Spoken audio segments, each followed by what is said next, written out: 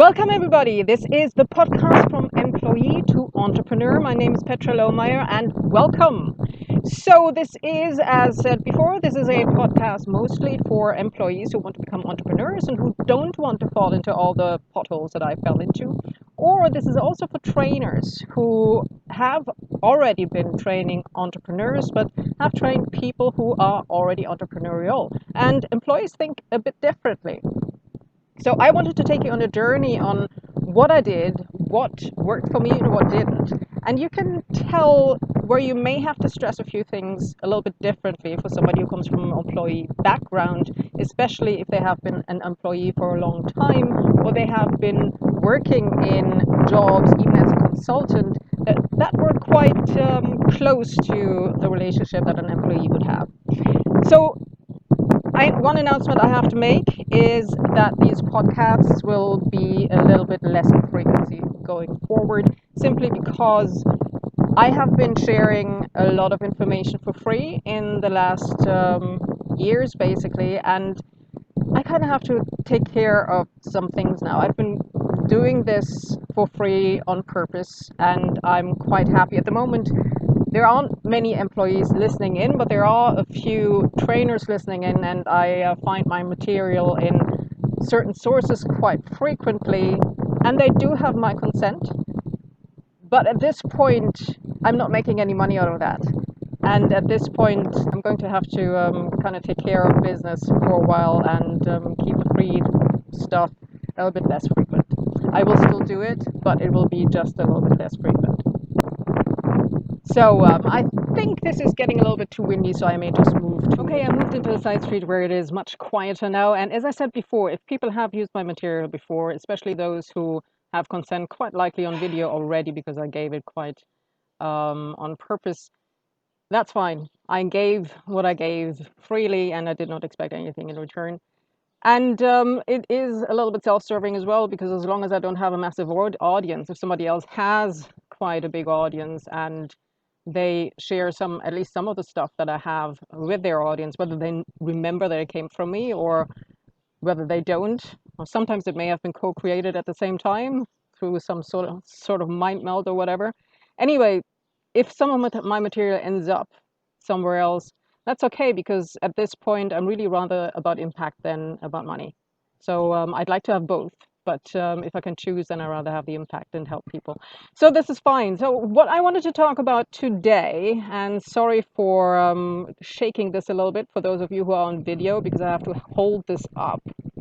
So today it is about funnels, writing copy, the impact on my website, geographical arbitrage, masterminds, a zoo tour, and volunteering. So first thing is, I found out what is a funnel. So what is a funnel? Well, a funnel is basically like a website, and I think I've gone into this before, only that it takes the client by the hand and actually shows him one thing at a time, instead of having a huge big brochure, which a website basically is, where people get lost and never buy anything. So a funnel is basically you get somebody to buy something cheap first, and then you offer them an upsell somewhere and say, okay, if you buy this book, then right now there's the offer that you can get this course for only $97. And for some reason, they always have the seven in the end, at the end. And if you then buy that offer as well, then you will be asked for your credit card. And then there's going to be an upsell after that as well, and saying, oh, by the way, we also have this. Right? So this is what a funnel is. This is basically what somebody in a store would do. If you go into the store and you ask for something, they will first ask you what you want, which is basically the ad that drew you into the cheap offering. And then they will send you around and say, oh, by the way, we have got this as well. Do you want to buy this too? Oh, you can buy this too, and so on and so forth. So basically, that is what a funnel does. Now, how did I find out about that? Well, it was by accident, because I couldn't afford a course that I wanted to buy at the time, which was called KBB, which was a little bit unfortunate. And it was an unfortunate mistake, because everything that I had been trying to do had gone wrong. So first of all, there was an opportunity that had opened up and that I was sure was going to come through, and then suddenly it was gone. And I still don't really know why. And I was devastated by it, because it wasn't just a professional opportunity, it was a personal as well. And then I wanted to sell the house, but then something else happened in my private life that totally threw me. So I didn't sell my house fast enough. And it just went down from there. By the time I had recovered my mindset, which I should never have lost in the first place, but I didn't quite have it under control.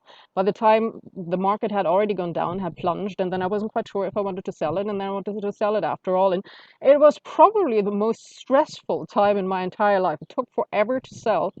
And in the end, well, I ended up with a little bit of a cash shortage, so I couldn't buy the course that I wanted to buy. But they mentioned this other thing that they also integrated into the course, and that was funnels. That was click funnels. So I looked into click funnels then, and then I will give you a link later where you can actually be sent to this, and discover that they had like 10 hours of free training on them, and really, really good training with regards to funnels, with regards to writing copy, and so on and so forth. So that was a really good thing that it happened, because once I then did buy KBB, it was much easier for me to follow, because there were some sales principles that I understood suddenly, which I had not understood before. So that was how I got the whole funnel idea. So, and then um, I talked about writing copy, right? So writing copy, which is basically, the text that you have on your websites or the script for your video. And there's a whole science to it. And I wasn't aware how much science there was to it until I got that training, and until I also read a book about it, because the same website also has a couple of books. One about selling in general, basically, and how you get people into your funnels, and one about writing copy. And as I said, I will give you that link that will show you, that will, give you an entry into that whole system. You don't have to buy anything. There's a lot of things that are offered upfront. But if you do buy, like the books, for example, I can really recommend them, because I did buy them myself.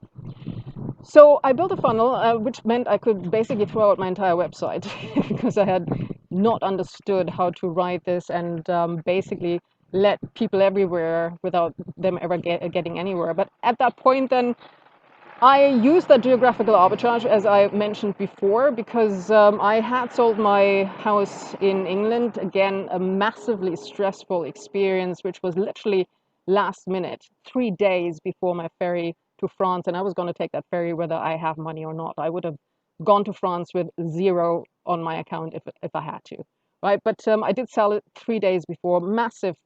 I mean, all last minute and everything. But then I ended up in France. It had been my dream for a while to stand on a sandy beach, and I looked over to England and I cried because I had gotten out. I didn't realize how afraid I had been. So even if some of the things that I didn't fully work out, it was a real blessing to come over. And then I realized that I suddenly was a completely different person. So one of the reasons for geographical arbitrage was initially financially, because over here in Spain, my money goes like 5 times as long as it would have gone with my house in England, which is really important, because I wanted to do a whole lot of training, a lot of marketing and sales training. I wanted to do the courses. I wanted to try things out. And I would never have done that with a normal job on the side. And my money just lasted so much longer here. I then bought KBB, found out what masterminds are, and I'll provide you a link for that as well. And then I recorded a 16-day episode of free video training for it. Again, the free video training, it brought me absolutely no customers, but it was a lot of fun, and it is an asset that I have to sell now. And now I'm going to move on, because it's really hard to keep holding this computer while I'm not even able to see myself. I don't even know if you can see me here. Oh, you can see me still. But next location, you'll get to see a bit more of Gandia. Okay, this is much better. So what I must say about the whole house deal, though, is that I got some unexpected help from a very, very friendly estate agent who was an English guy who talked me down numerous times when I just wanted to throw the house away and give it to the bank. And in the end, it was sold not at the price that it was maybe worth, and maybe not at the price that I could have gotten originally, but it was still an okay price. So the estate agent was trying to get really the benefit for both parties, which was a great thing, which is a great thing to remember. Still, I was with everything that had gone on with regards to Brexit and the whole situation there. I was so happy that I was out, basically. Which doesn't mean that I'm not grateful for some of the things that happened in England, that I'm not grateful for some of the training and even some of the, really good experiences I had with people. But it was time to go. So I then decided I will buy the KBB test course. And I tried a few more things with regards to Facebook ads and split testing. I discovered Google Analytics and discovered on how to use it and what it showed me, which kind of showed me that there was no traffic and that I needed a little bit of a more personalized approach and maybe a different tool of sorts. And I had heard about podcasts by that time.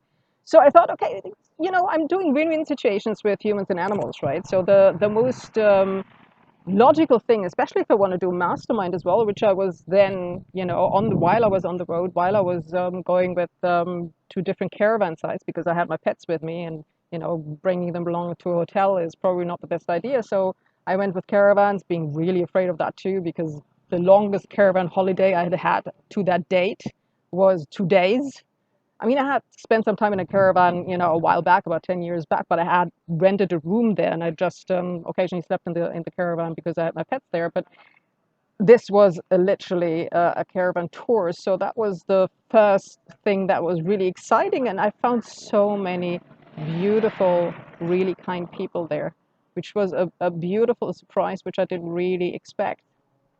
Found so many people who adopted me into their family, like the second I got there, in one of the first Spanish campsites that I went in, tiny campsite, and they had the wrong plot for me, which was basically for a camper van. I had the caravan with me and a whole family. I literally hadn't even unbuckled that caravan, and a whole family, I found they were pushing my camper into, including a 70-year-old grandma, were pushing my camper into the spot in order to help me. It was beautiful. And then they took me shopping the next day and decided that I was going to go with them. And I ended up with their 16-year-old daughter in my car. Didn't understand what she really wanted, but I mean, then I was driving her around and their parents had just drove off. And it was beautiful. It was such a trusting atmosphere. It was such a beautiful balm for the soul for me at that point. So I wanted to go around and do the podcast in zoos and aquariums because I thought, okay, win-win situations with humans and animals, and I want to do a mastermind. So maybe I can find some people who want to be part of that mastermind during that podcast tour, but also people who can lecture in these masterminds. So people who can basically that I can bring in to add value in these masterminds. So, and I was totally committed, and I had all this plan with all these different zoos on it, the best zoos in France, the best zoos in Spain, and aquariums, and looking at what kind of policies they had, how they treated the animals, what the different characteristics of these zoos were, and they were almost like safari parks, almost all of them, what conservation projects they had, so I was really interested in all of that, and I went there and nobody spoke English. There went the podcast. So I wasn't doing a podcast, but I still got a lot of information out of it, a lot of very interesting conservation projects. So that was a really interesting tour again, and it ended up being balm for the soul. It didn't really bring me anything professionally beyond a little bit of information. Um, So I then ended up here in Valencia, and there happens to be the Oceanographic, which is why I ended up here. That was kind of by design, but because at that point I was getting some problems with my car insurance for, some unknown reasons.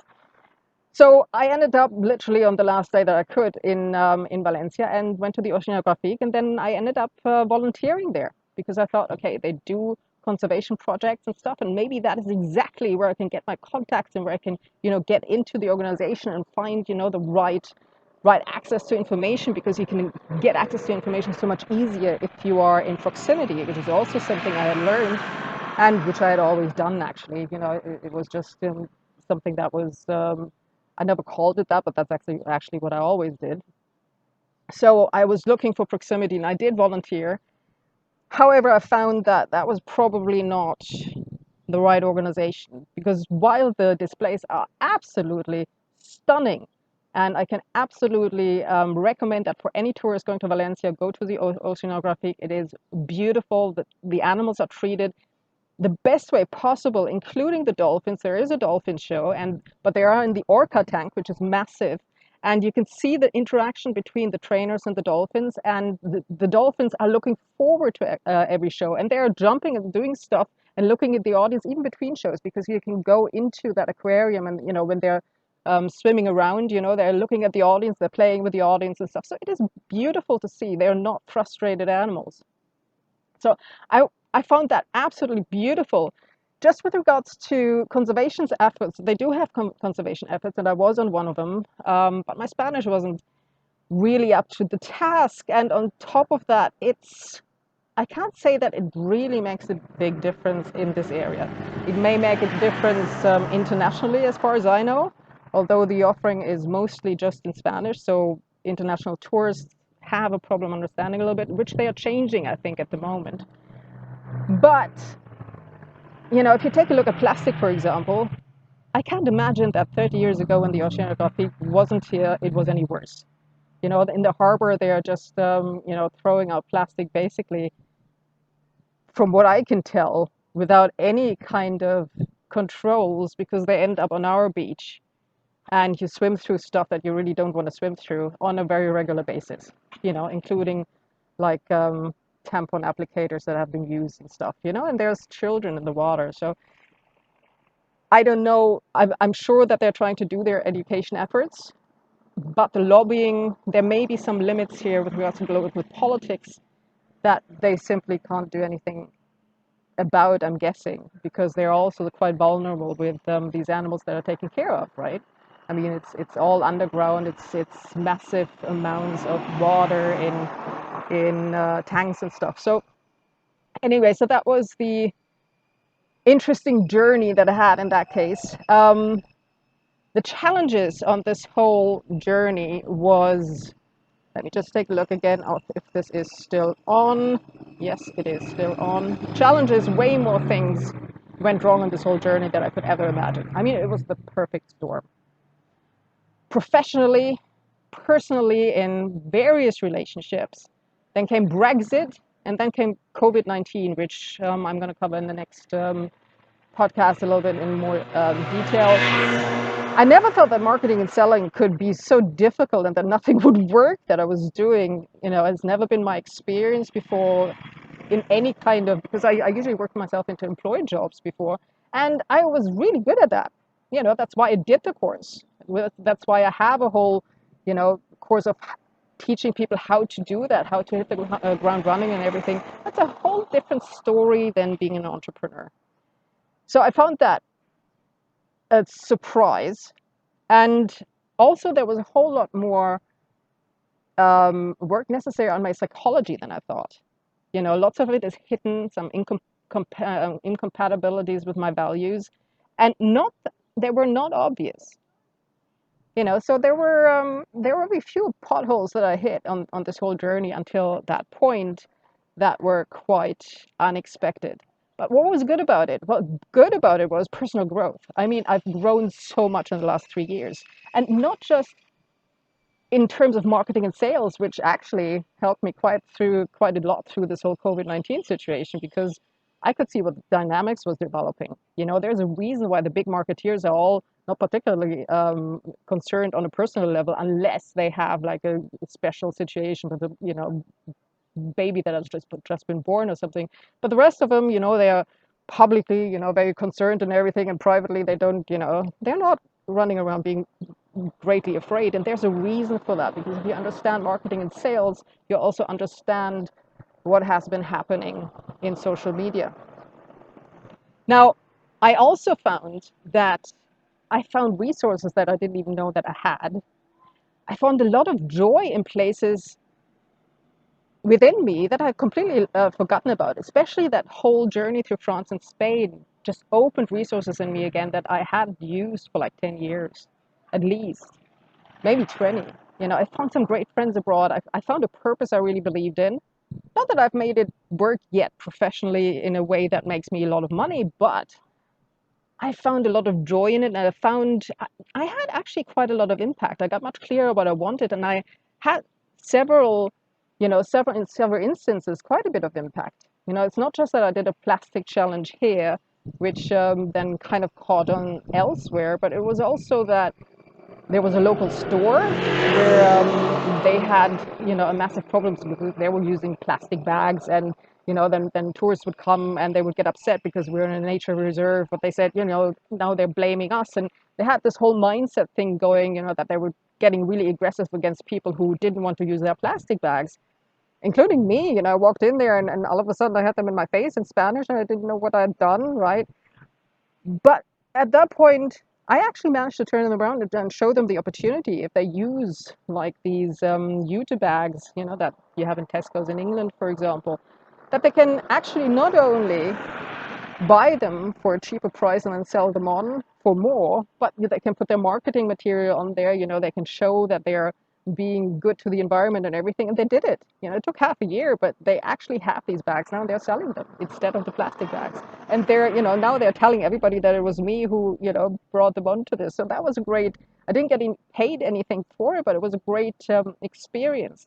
Also, I found, somebody I met here was contemplating suicide because he didn't know where to go with his business. And while I wasn't really doing all that well with my business myself, I actually managed to turn it around for him, which was really quite surprising. And, he took some of the advice that I gave him that I had gotten out of different lectures, implemented them, and they actually turned their business around, which was great. And also, turned some things in the relationship around. And, so I can't say that it wasn't a great thing that I did this. Everything I set out to do, I didn't really accomplish yet. It doesn't mean that I won't, but I haven't actually accomplished what I set out to do. But I got so much more in so many areas, including spiritual, which I didn't, set out to even target. There are so many things that came to light that are being developed or have been developed in the last 2 or 3 years, since I've started on this journey, that made my life so much richer, and also, saved a few creatures, which I, wasn't really planning on doing either. So this was a really good thing for me in a way.